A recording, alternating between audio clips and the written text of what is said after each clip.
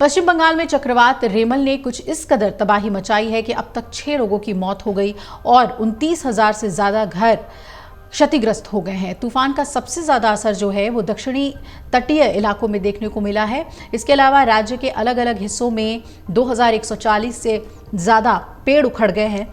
लगभग 1700 बिजली के खंभे गिरे हैं और चक्रवात को लेकर अब तक जो जानकारी सामने आई है उसमें ये बताया गया है कि 27,000 घर आंशिक रूप से और 2500 पूरी तरह से क्षतिग्रस्त हो गए हैं।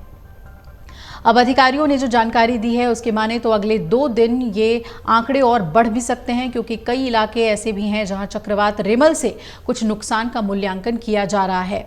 आपको बता दें कि पीटीआई की रिपोर्ट के मुताबिक चक्रवात रेमल से हुए नुकसान को लेकर अभी तक कई जिलों से आंकड़े जुटाए जा रहे हैं और नुकसान की जो गणना है वो की जा रही है।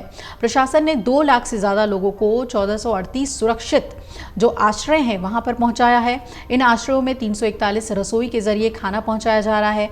जिन इलाकों में चक्रवात रेमल ने सबसे ज्यादा नुकसान पहुंचाया है उनमें है काक द्वीप, नामखाना, सागर द्वीप, डायमंड हार्बर, फ्रेजरगंज, बखली और मंदारमनी का क्षेत्र।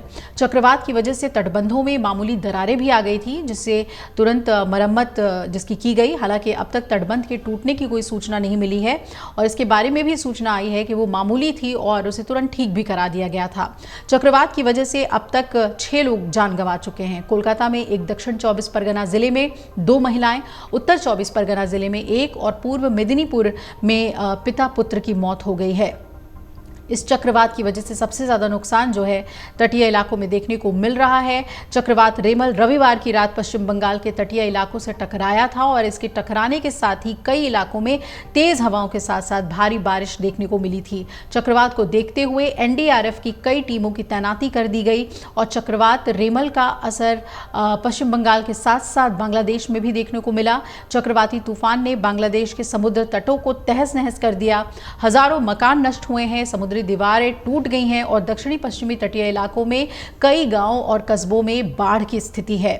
बांग्लादेश में तूफान की वजह से अब तक 10 लोग मारे गए हैं, जबकि तूफान ने 35 से ज्यादा घरों को पूरी तरह से वहां क्षतिग्रस्त कर दिया है और लगभग 37,05,000 से ज्यादा लोग इस रेमल तूफान से प्रभावित हुए हैं। एग्जिट पोल 2024 1 जून शाम 6 बजे से, लोकसभा चुनाव के नतीजे 4 जून सुबह 7 बजे से। देखिए चुनाव नतीजों से जुड़ी हर खबर सबसे पहले, सबसे सटीक, केवल अमर उजाला पर, amarujala.com।